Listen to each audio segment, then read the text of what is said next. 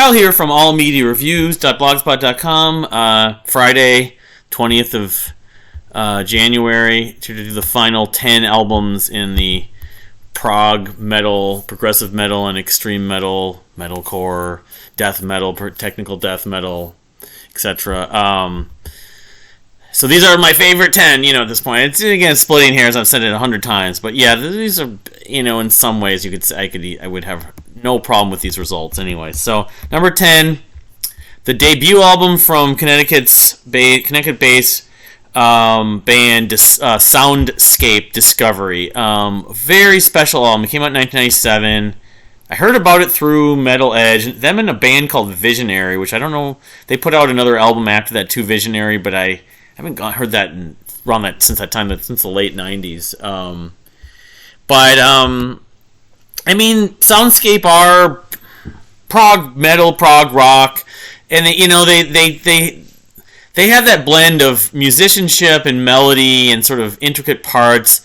Very interesting, like use of synths and like bubbly synths. I got so attached to this, I felt like I was their only fan. It wasn't really the case. And I mentioned on the other Soundscape album, Grave New World, that they played at Prog Day and Power Mad, and they're very, very obscure, but among the people that would attend those festivals in the Prog Power USA and Prog Power Europe, probably the Prog Power festivals, they found a little bit of a following. They opened for Fates Warning and some other bands. That's all you can tell. They only have 18 ratings on this album, but I got so into this album, I wanted to write a novel based on it and everything. But it's just the whole thing is very personal to me, but I listened to it a ton. Christmas Carol, The God Inside would be like a token single. The Spirit of Adventure, The Wolf is Loose, the title track. It is a concept album, a boy discovering sort of, basically life, and there's a world out there he doesn't know about, and sort of growing up and coming into his own, like sort of coming of age thing, but it's also fantasy based in some ways. The Christmas Carol talking about Christmas presents, and there's a lot of metaphors. I remember it was basically my novel idea was going to basically be about a boy or a young man who realizes that reality wasn't the way he believed it to be, and he could sort of manipulate reality based on his own feelings and stuff like that, and his own emotions, but never really. I wrote a little bit of it, and then I never followed up. And I found out there was a short film that was done on the Sci-Fi Channel's Exposure that was basically the same idea, and I'm like, well, I'm going to just give up, but I don't know, someday I'll go back to writing that, or writing a novel based on some of his other albums like Blood Moon, but it's prog metal, or 90s prog metal. Rob Volpentesto, Rob Thorne, was in a band called Sacred Oath, was more sort of new wave of British heavy metal influence, or, a little power metal. I know that they're also influenced by King Diamond and is it Metal Church? I think it's Metal Church. Anyway, which I never was into the satanic thing with metal, but this was them doing the progressive stuff. Todd Rose is a great guitarist. Lou Calderoll is a great drummer. The bass, Scott Waite, I believe his name was a great bass player. Every one of members of this 4-piece band stood out instrumentally. So they kind of reminded me of Dream Theater and Fates Warning in some ways. But, they had little things about them that sort of stood out, and so they felt like they were my own band, even though barely anyone ever cared for them. So, but I felt like when people have liked them and liked Discovery specifically, and then Grave New World, I would say as well, and like Iago, this sort of a concept rock opera that Rob did when he was like in college about the character from the Hamlet. I believe it's Hamlet or it's Macbeth. I think it's Hamlet. No, it's Macbeth actually, or Othello. My bad. He's the brother of Othello. That actually has a lot of good music on it too, but it's more rock opera. It's a little more cheesy at points, but I still like it. There's also America the Beautiful, which doesn't have any drums. It's a drum machine, although it has a few standout songs. It's kind of a concept rock opera about Marilyn Monroe and some other things. But this was sort of the peak, and I have just a ton of sentimental feelings and nostalgia for this album, as much as I think it maybe a little bit dated, and it is to say it's not at least slightly as some, or if it's not somewhat derivative of some of the other bands that I love, like Fates Warning and Dream Theater, and maybe Rush and Marillion a little bit. It would be hard to say, hard to not deny, but I didn't really care. I mean, it's kind of like, I feel like the bands that came out in the subsequent years, like maybe not right away, but like 5 to 15 years later, back to 2000s into the 2010s, sounded so blatantly derivative. The songwriting still worked, even though it's, they're epics. That Christmas Carol, it's actually a trilogy, is 21 minutes, and The Spirit of Adventure is 19 minutes. So, I mean, it bookends two basically 20-minute pieces. It's like a Yes album or a Flower Kings album, but I appreciate this album a lot more than pretty much every Flower Kings albums. So, Discovery from Soundscape from 1997, their debut album, number 10. Number 9, Between the Buried and Me's Colors, sort of their most sort of well-known, regarded, respected, and influential record. An album that more or less not only got me into them, because I'd heard of them before. They actually were on like Headbangers Ball. Like, they brought that back on MTV2, I think.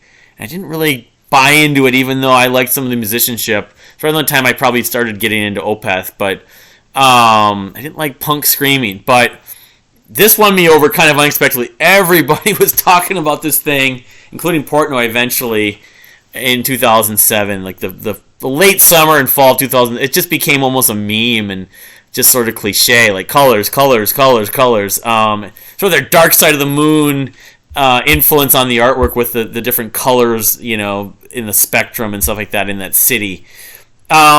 But it's an epic masterpiece. I mean, it's like Scenes from a Memory. I think I like it more than Scenes from. I would have it higher. White Walls specifically is really the catalyst track that really sort of got my mind changed about this band, about the style of extreme. Now, that's what I was trying to get at, is that not only did this album introduce me to and get me become a fan of Between the Buried and Me at the time, not as much of a fan now, of course, as I was then, but also listening to music like extreme metal beyond Opeth, even Orphanland a little bit, but it really opened up a lot of doors and my ears and my mind to appreciate and being able to tolerate screaming vocals and whatever. But White Walls is just super emotional. The ending, the crescendo. I always think of Zeppelin's "Stairway to Heaven," the guitar solo at the end. But this is all, the part that goes, "This is all that we have before we die." When we die. It's just so good. That the riff is just chugging. It's like a galloping riff. My second favorite piece is probably "Son of Nothing." That was the other one that was like sort of my go-to early on. The segues, that sort of dynamics, like from heavy, extreme to like beautiful and pretty and delicate and stuff like that. The whole thing though, I mean, just it's like one long song. It's like Foamborn, The Decade of Statutes, Informal Gluttony, Answer the Skies, very headbanger, very much of a headbanger. Prequel to the sequel. It's in some ways it's less is more. I know that some people got a little annoyed by them where they were doing too much of the prog thing and then throwing in like a bluegrass section or something like that. It's sort of funny when I saw them live and they did the whole thing. You had these guys, hardcore dancing and slam dancing and something, pushing around, and then they start doing the little dance around with their arms flapping and stuff. It was comedic. It was hard to believe. Like, they didn't know what to do. Different kind of music. But yeah, it's influence is just never been. It can't be stated enough. Sadly, though, a few of their releases I like. I like the first Parallax specifically, but they really haven't done anything that sort of grabbed me. I latched onto since this. Sort of their peak in some ways. I love. Obviously Alaska was on this list, and so was the Silent Circus. It's self-titled. I'm lukewarm about, but what can you do? At least this exists. This is sort of their trademark record and trademark progressive extreme metal album, really, in some ways. So anyway, number 8, Maudlin of the Well, Bath / Leave Your Body Man. I kind of take a liberty. I cheat a little bit with this, where they put out these two albums on the same day, and they're connected in a lot of ways. Bath and Leaving Your Body Map. It came out actually in 2000. 2001, I believe, but this compilation was released together in 2012. But this is a fantastically original, very avant-garde, but just it's like progressive and post-metal or post-rock, you could say in some ways. A lot of different instrumentations, the contrast and clean, delicate, really pretty vocals from Toby Driver and Jason. I didn't even realize this until a few years back. I wrote a long thing in my blog about Jason Byron did all the screaming. The song titles are a mouthful, like always with Maudlin of the Well, but it doesn't matter. This version actually includes Secret Song, that little EP or single they released. I think it was before this, between the Psycho Bells record. But I mean, Glueman ranks as sort of the token first song you might recommend off of Leaving Your Body Map. It's a trip. It's very like sort of mood. It's the number one record from 2012, or for compilations probably. It's very much like a mood. You got to be in the right mood to listen to Maudlin Well. You're not going to listen to them every day. I love some of these guitar textures. It's so dreamy, the bubbly sort of surreal, trippy sections. But it's almost they're the kings of the contrasting styles that blend well together. The beautiful to the heavy, intense, almost death metal elements, to sort of using chamber instrumentations that are so sublime and they just fit. I mean, this is one of my favorite records ever. These two records together, and I can't even off the top of my head tell you all the Birth Pains of Astral Projection. I remember that one. I did a thing on Maudlin Well when I showed my vinyl. I talked about that. There was a whole video talking about analyzing these two records. Lucid dreaming, Toby Driver's experience getting inspiration after he was sleeping. He woke up and because he was lucid dreaming, he was able to write down what he was sort of experiencing, and that's kind of where this led them to. It's kind of a puzzle. Off the top of my head now, I haven't revisited that idea in detail in a couple years since I made that video a few years ago. But there's a video on YouTube.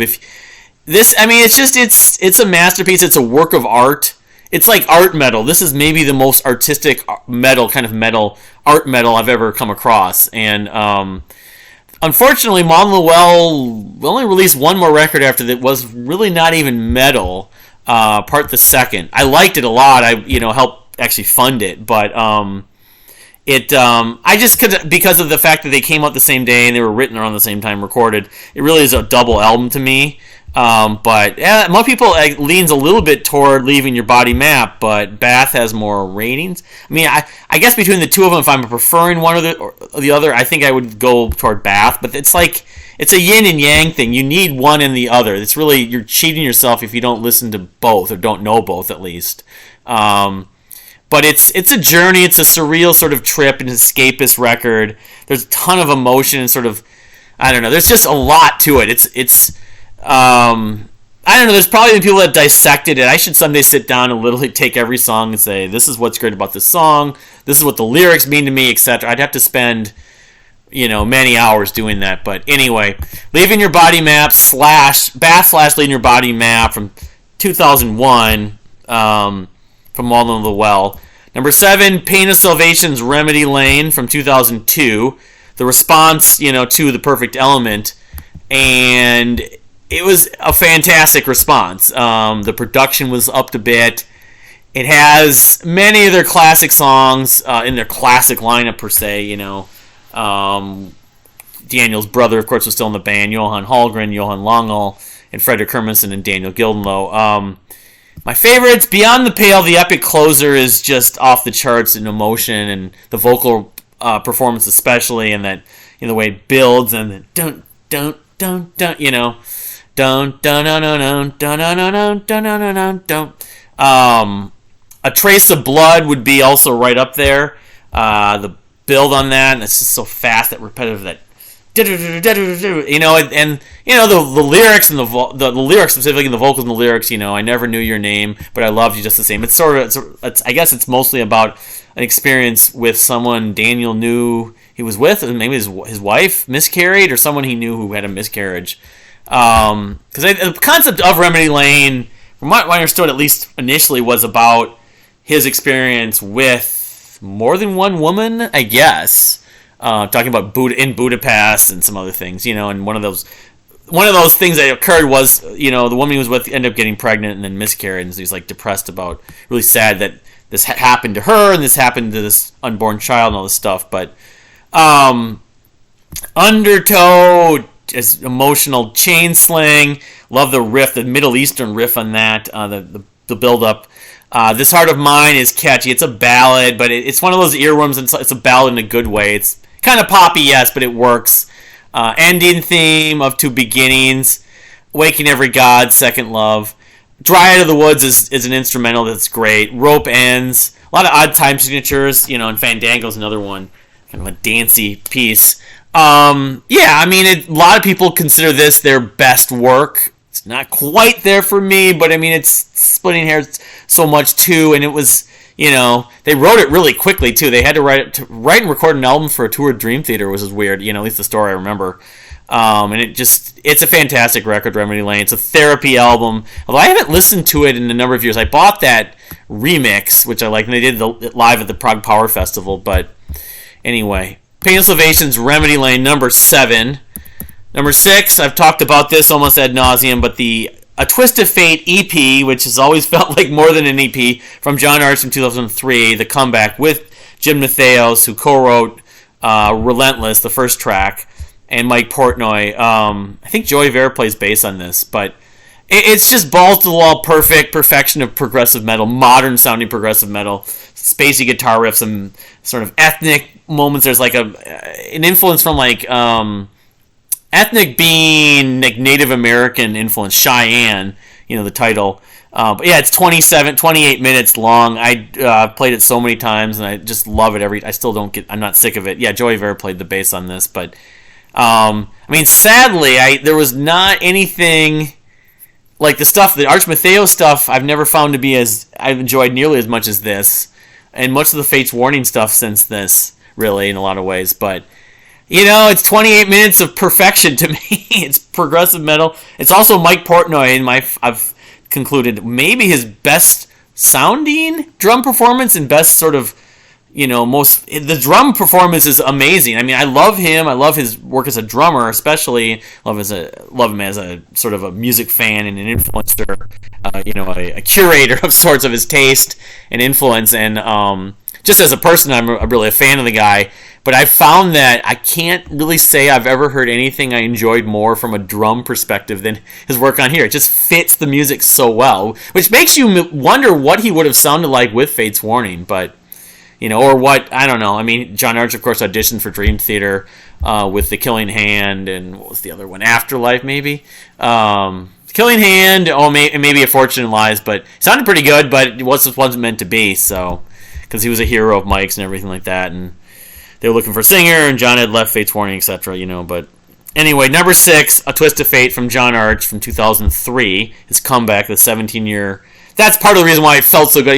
That's why it resonated so much with me too. Is like we didn't know if John Arch would ever do anything again. I'd been a fan of Fates Warning and John Arch's, including the John Arch Fates Warning albums for like whatever that was, 8 years, and so it's like wow, John, and it just sounded so good. The production was so good to hear him sing in modern 2000s era production. So with like Pro Tools or whatever else.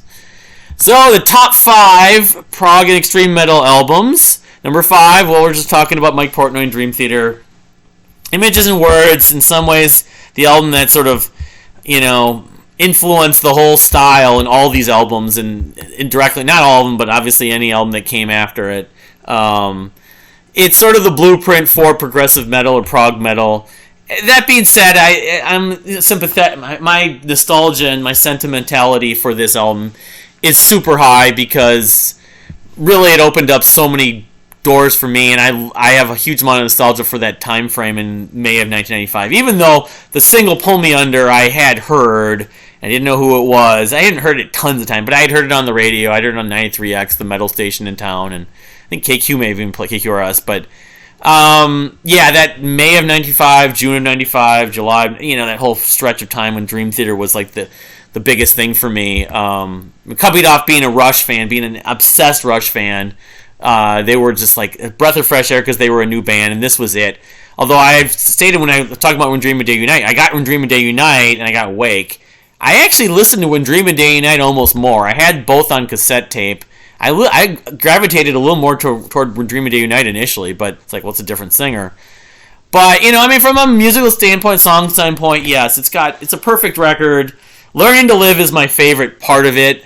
That the keyboard parts especially, and that whatever that F sharp that James sings at the end of it, nature's inflexible grace, you're learning to live. But da da da da da da. I kind of love the way that song, which other bands did that, like Pain and Salvation did with like the title track to Perfect Element, where it seems like it's gonna end and it doesn't end. Dun dun dun dun dun dun dun dun dun dun dun dun dun dun dun dun. It's got that sort of energy and flow to it that's just so great. Some of the patches that Kevin Moore used. So beyond that, Metropolis Part 1, Miracle in Sleeper, was one of my early favorites when I got into this. I actually really like the vocal part. I've never really stated this. I've really seen discussion about this. When I hear that guitar riff that Petrucci opens it up with, that da-da-da-da-da-da-da-da, I always think he's saying, get out of here, motherfucker. Like, come on, motherfucker. I always think he's sort of saying that on his guitar string. Like, come on, motherfucker. Come on, mofo. It's so badass. It's like, and I never heard guitar quite like that. I mean, Rush, some, but yeah, that's a terrific song, the vocal part especially. And of course, the instrumental gymnastics that happens using whatever that is it's like 20, 21, 16 or something like that. I forget what the time signature, but they changed. I know that Portnoy talked about at one of the drum clinics how he is playing in one time signature while the rest of the band is playing in another one simultaneously. That's a very Zappa-esque thing. So it lives up to its sort of renowned discussion and influence, that one track. In some ways, it's Dream Theater's signature piece. Change of Seasons, you could say, but beyond that, of course, Pull Me Under is great. It's a single. I always think of that thing you do when you were a kid where you not a trampoline, but like you'd have that big like not a mat, but like a blanket, or like we used to do that when large groups of people at camp, and they'd all be holding that thing up. It'd be like a big balloon type thing that went stretched around in a circle. I always think Pull Me Under. I've always had that image in my head about it. Of course, it ends. It fades out and has the break, and everyone had an issue with that. I never really did, but Another Day was, of course, the MTV single, as Portnoy said on Music in Progress. It's a nice ballad. It's got the Jay Beckenstein. From Jay Beckenstein, right? From Spyro Gyra. Jay Beckenstein solo. Take the Time, which is really jazzy and the sort of call and response. And take the, find all you need in your mind. The lyrics on this album, while kind of cheesy, they are very they're very relatable at points. Although Pull Me Under, I guess, is based on Hamlet in some ways. Was influenced by Hamlet. Shakespeare, of course. Surrounded. I've always liked Surrounded. Some people compare that to Styx. It's a dreamy. I love the sort of build up. Once lost, but I was found. Labrie is singing really high at some of it. Some of his production made it not seem quite as high as it actually comes across in some ways.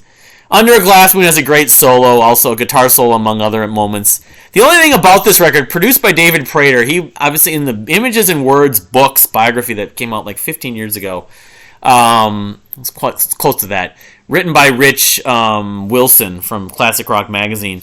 David Prater was hard on them. It was not a fun experience, I guess, for especially Portnoy recording the drums for that. And the drum sound, the snare sound is, I never really thought about it until it was so talked about on the boards and the forums and stuff like that.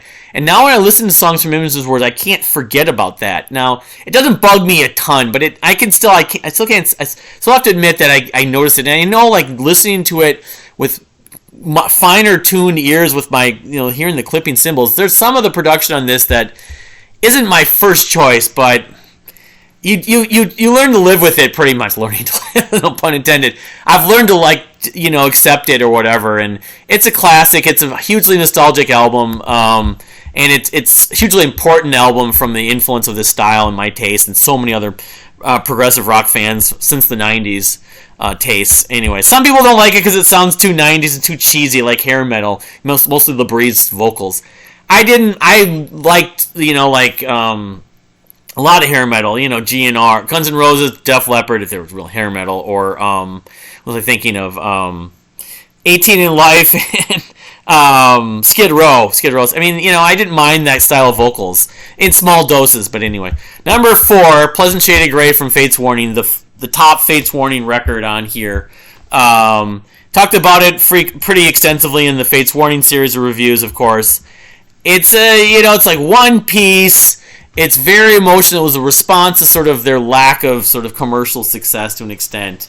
Of course, two of the key band members had been with the band for many years, including one original member, Joe DeBias, had left, and it was just sort of like do or die for them, and it just ended up being this just totally highly crafted, record that was just one piece. That they had Kevin Moore come in from Extreme Theater at the time in '97 or '96 when they did this. Yeah, using piano parts, and some of Mark Zonder's best work is on this. It flows so well. I mean, it's got a lot of moments that are highlights. I mean, it's obviously bigger than some of its parts. It's like 53 minutes or whatever. It's not an album I'm addicted to because it's not an album. It's really for the right mood, but it's a masterpiece. It's a work of art, it really was sort of. My belief is with this band I got into, I was really sad the fact that Kevin Moore had left Dream Theater, and my feeling about Dream Theater at the time was sort of, not on the fence, but it's like, I have this new band, now they're not going to be the same.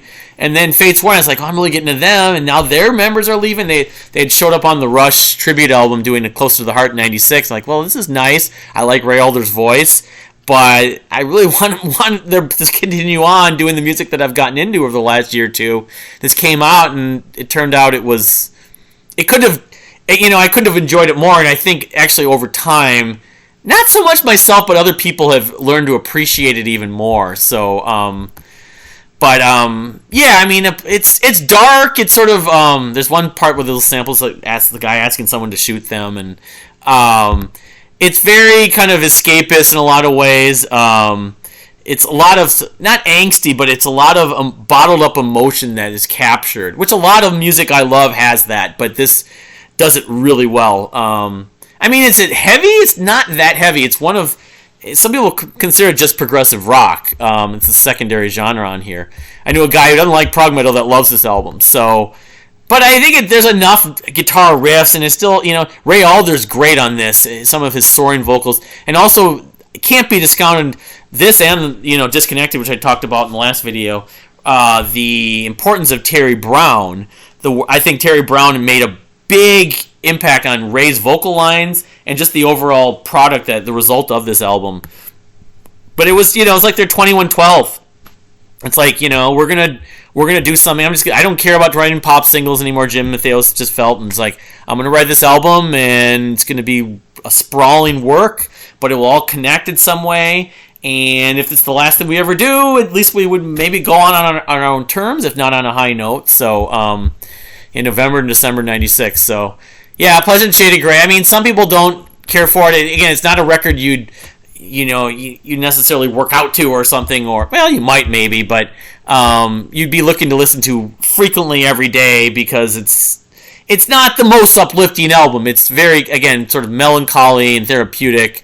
But anyway, number 3, the top Angra album, the top Andre Matos album, Holy Land from 1996. You can see I have very much an affinity for the 90s when it comes to prog metal. I like stuff after that and before that, but the 90s to me is when a lot of it peaked. The biggest amount, the largest amount. And this was it. I mean, this is power metal. Some people consider it power metal and symphonic metal. To me, this has always been progressive metal of a kind, a different kind. It's like Brazilians' take on prog metal. I mean, the twin guitar riffs are a huge part of the sound, and so that is a trademark of power metal. But where this album, where they stand out, and this album especially, Angra, is, I mean, among other things, but the biggest thing is the way they use, a lot of, percussion and ethnic parts of, Brazilian ethnic instrumentation, and just, they're using some odd times and some. It's very conceptual, although that's not exclusive to prog metal, I guess. But my favorites on this, it's Make Believe. Push Comes to Shove is probably still my go-to. That's the most soaring vocal part. That and Fairy Tale from Shaman that Andre ever did. It's so big.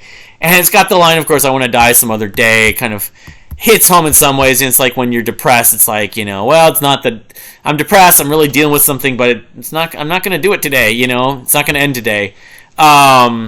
Carolina 4 and Nothing to Say are the other sort of, absolute favorites. Carolina 4, that is using a lot of odd time signatures in that song, the kind of segues in the rhythm, the dynamics.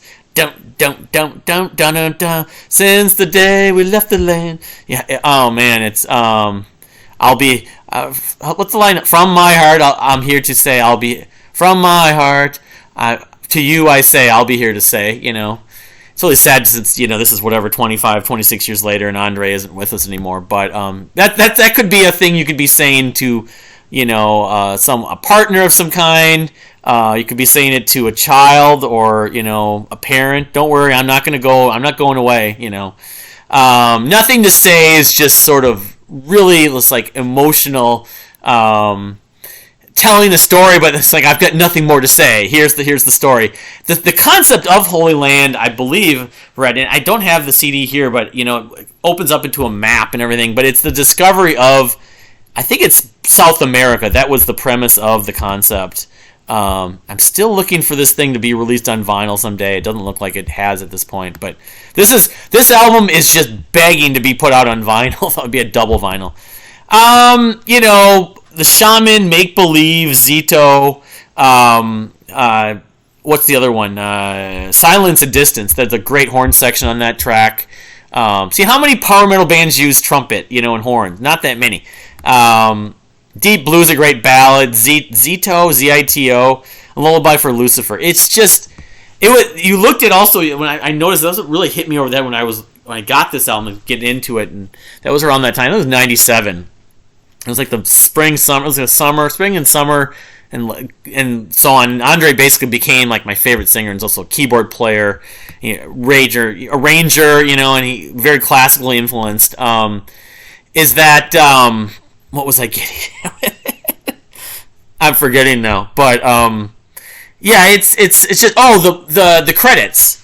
It's massive. I mean, it's like the family crest, but like or like Typhoon in some ways. It was just this extensive list of credits. Someday I'll do a feature on Angra. I did show it once on albums I want on vinyl. I know like a couple of years ago, a year and a half ago. But yeah, it's this. They put everything in the kitchen sink into this thing. They worked many years. Like Angels Cry came out in '93, so they spent the better part of 2.5 years, writing and recording it, and they got everyone they could on it. So yeah, it's a masterpiece. I mean, is it cheesy? Some people, I know some people on the boards used to give Angra the crap about, they're just an angry, cheesy band. I don't find it cheesy in the least, but there's good cheese and there's not so good cheese, but when the cheese is good, it's pretty damn good. Or you don't necessarily describe it as cheesy in a bad way. So anyway, Holy Land number 3. Number 2, the top Dream Theater album, Awake, the final album with Kevin Moore. And this is again speaking to sort of the sort of not the rebel in me, but to many people the emotional sort of frustration that you get when something happens in your life, dealing with people, dealing with losing something, not getting a job or something, or I don't know, getting a disease or whatever, something in your family that happens that's not fair. This was the album that, after a few years, that really hit me over the head, like how much it was a go-to for that reason. Like, it's sort of like people that don't understand me. It's like, you don't understand me, and this is my therapy I used to go to. Anytime I'm like really annoyed by something, I think of this album. And my favorites, I always go to the last 2 tracks. Scarred, to me, and I'm doing a Dream Theater song list, but don't be surprised at finishing pretty damn high on that list. I've always, I initially didn't necessarily think Scarred, when I got into this album, was my favorite, but it just kind of grew on me more and more. And that, just that, the ending part, that, how come you don't understand me? How come I don't understand you? It's just off the charts, the emotion on that song. when they played it on the tour, I saw them in '97 from Fallen to Infinity, and it's like, oh, they're playing Scarred. And it kind of hit me like, holy crap, this song is unbelievably good. And I know it's not that long after, when I was talking to a lot of the fans online, a lot of people would look to Scarred as like their greatest piece of writing, where it's super, like, it is definitely very heavy and progressive, but it's not where the point that start losing you. And this album, that's sort of a way to describe this album in a way. It's very heavy. It's their most metal, maybe their most metal album. Very progressive, but it's not over the top. It's Dream Theater doing very progressive songwriting. That's the best way to describe it. Space Divest, of course, a Kevin Moore composition. Had they known it was going to be leaving the band, they wouldn't have included it on the album probably. That being said, it's so dreamy, and I get goosebumps every time I hear it. The cloudy synths and stuff, and with the samples from it's like 5 or 6 different movies, and some clips, some quotes from the news, like one when the OJ thing, and no one understands him, that kind of stuff. It's a perfect closer to this record, even though, again, it's people. A lot of Dream Theater fans I know love this album, but do not listen to that last song, and they don't. And of course, they didn't play it live with Kevin, and they didn't play it live for the longest time. They finally did it was like 2013, so it was about 10 years ago. Finally pulled it out live, decided just to do it with Jordan. The rest of the record is really good. I mean, from 6 o'clock, Innocence Faded, A Mind Beside Itself, Trilogy, Erotomania, Voices, and Silent Man. Voices is a super big highlight. Even though it kind of goes on for a bit, but it kind of is one of those grower tracks where you realize how brilliant it is. And then The Mirror and Lie, which people look at those songs separately. I always have thought of them as very much connected. That riff in Mirror is like maybe the heaviest riff Petrucci ever came up with. Lie has got that massive groove. It's like Pantera doing prog metal in some ways. The video for it, of course, is very kind of in your face. Lifting Shadows Off a Dream is, there's a big U2 influence on that song, but still a really melodic, great uplifting track. Awake, it's got the picture of the mirror. It's like some guy in some netherworld, some escapist world. I mean, you think of like Superman, like the whatever that's called, where the Bizarro world or whatever. I forget where they trap those evil guys from Krypton. But I've always kind of thought it's about dreams away in Dream Theater. It's kind of fit their name. I think this is the first album they used this font, maybe. Anyway, the classic font they used for a long time. But yes, this is like quintessential. Dream Theater puts out an album called Awake from at least dreams. It's about dreams, and so it's a relatable kind of topic and word to think about, and the music sort of fits that in some way. 6 o'clock on a Christmas morning, they're waking up. Caught in a Web is, Innocence Faded and Caught in a Web are two really good songs too. Caught in a Web is probably my least favorite song on here. I still like it. Innocence Faded, the outro is just awesome. The first part sounds very kind of almost 80s, not hair metal, but in a way kind of like what Extreme was doing it.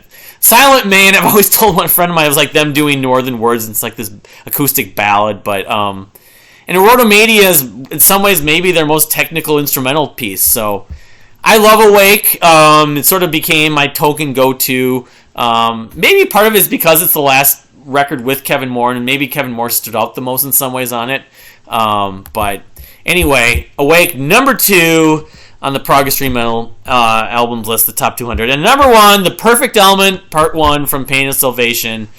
To coincide with my favorite concert, I guess you could say, this was just a ton of bricks going over on my shoulders and on my head. I get huge amounts of nostalgia, imagery of this. The title track is my favorite. I mean, I tend to lean toward oftentimes the epics or the mini epics, and a lot of times the closing tracks on a lot of my favorite records, prog metal being no exception.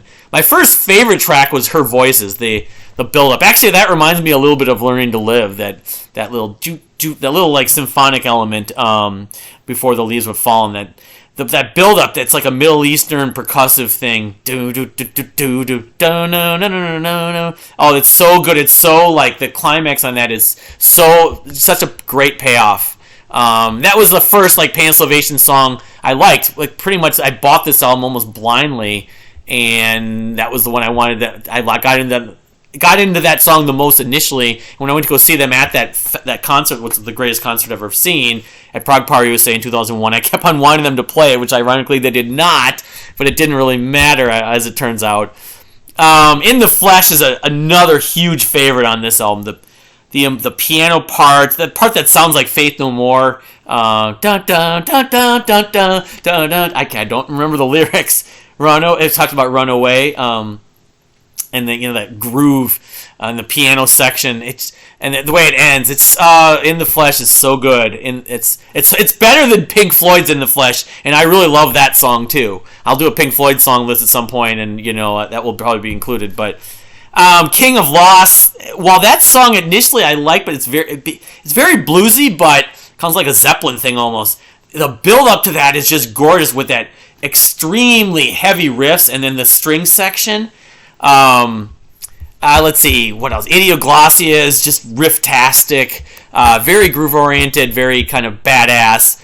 It's lyrically and subject matter. This is a dark album about maybe two kids who were abused by their parents. I'm not sure the exact subject matter. I've never really looked that far. For being my favorite album in this list, I should know it better. But Reconciliation's another favorite. That's super catchy. That should have been a pop radio hit. That no no no no no no no no no no no no no no. It's so catchy. Probably the catchiest song Painless Evasion's ever written.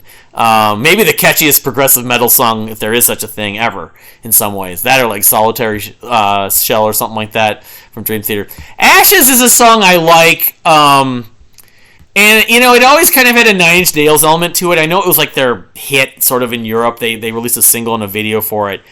I still like it. Portnoy joined them. They did a major key version of it. But I guess for me, I felt like it's like the only overrated song on here. But I still enjoy it, of course. Song for the Innocent, Falling, kind of our little interludes leading up to the closing track, The Perfect Element. Morning on Earth is another piece that's, delicate. Used, of course, opens the record, and, it's very much, it's like Forward, but it's like Forward done even better. And Getting Used, it builds up, the build and the dynamics on that.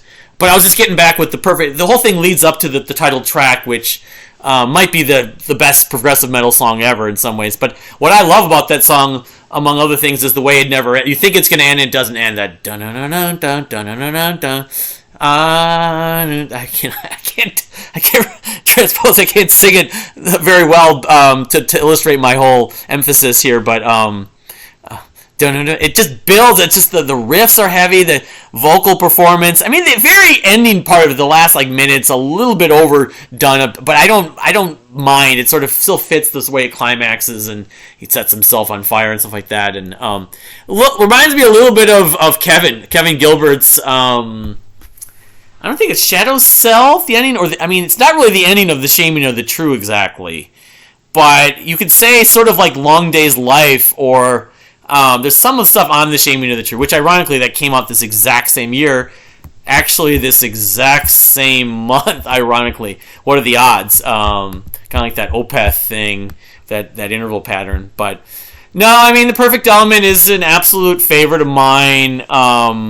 I know a guy who was a big Painless Elevation fan on the Mike Portnoy forum that did not like this album at all. He loved the first two, and then when Remedy Lane came out, he enjoyed that. I don't know if he's ever come around on The Perfect Element, but I know a lot of people lean more toward Remedy Lane, and this is splitting hairs. Just put this above Awake or above Maudlin of the Well, like Bath Leaving Your Body Map, or some of the Holy Land. It's like choosing children or whatever. I don't have any children.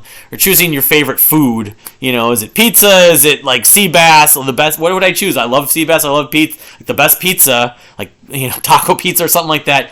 I don't know which one I would pick. It's just that's what this really is. It turns out to be is a huge splitting of the hairs. But so that's the whole shebang. Like I've talked about, I got a lot of other things in the works. I want to do some non-music videos. I need to do a video on those documentaries. I don't think it's going to happen today. I don't know if I have enough time now to do it. But thank you for watching. Please subscribe if you haven't subscribed. What are your top 10 or 30 progressive metal albums? If you put Tool in there, I'm not going to, top 1, top 5, top 10. If you put Tool in there, it's fine. If you put Symphony X in there, it's fine. If you put whatever, it's just your own definition of or for that matter, since it's extreme metal, you'd put obviously different Opeth albums in there, or Meshuggah, or Between the Buried and Me, of course. If you want to put Parallax too, So, but yeah, this has been a fun little epic trip, just like the modern progressive art rock list. I don't know if I'm going to be doing too many long, like 200 album lists or even 100 album lists. My intention wasn't necessarily to have it go 200, but I just kind of threw in the towel and said, I give in. I can't, I can't deny that I want to include so many of these albums, and it just is something that it was to split them felt weird, and it would have been kind of the prog metal one, the clean vocal one especially, would feel a little too much like it was what's the word, homogenous. A little too. It's basically taking like 8 bands and all their catalog and rate them all and compare them. That's what it felt like. So combining the other kinds of progressive metal, the extreme metal, gave it a little more depth and variety. Although the truth is you had an extensive number of albums from a bunch of different bands, mostly the clean vocal traditional prog metal bands, but whatever, and the thing is, I might redo this in like a year or two, because bands like Apple Duath and some of those like the Martyr records I haven't listened to, Green Carnation. There's some albums and bands, as I mentioned here, which might, Death. I don't have any Death on here, so the next order of business related to this will be a songs list. So that will be the thing. I might do 200 songs. Maybe I'll just try to do 100 songs. I don't know. These album series, while they're fun, they are extensive and they take a lot of time to go through. So the songs list I'm finding not to be quite as bad. So Kevin Gilbert, the Deer Hunter, Marillion, the Deer Hunter, King's X. Those hopefully will only be 1 or 2 videos and they won't take as long to do. But anyway, thanks again for watching. Please subscribe if you haven't subscribed. We'll see you next time.